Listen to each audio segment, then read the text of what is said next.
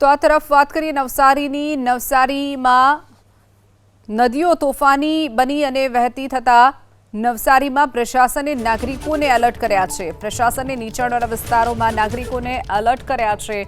સતત જે નદીઓનું જળસ્તર વધી રહ્યું છે, પૂર્ણા, કાવેરી, અંબિકા નદી જે નવસારીમાં આવેલી છે તે સતત પોતાની ભયજનક સપાટી વટાવી રહી છે, જેના કારણે માઇકથી અનાઉન્સમેન્ટ કરી અને નીચાણવાળા વિસ્તારોને એલર્ટ કરવામાં આવ્યા છે। નીચાણવાળા વિસ્તારને સાવચેત રહેવા વિનંતી।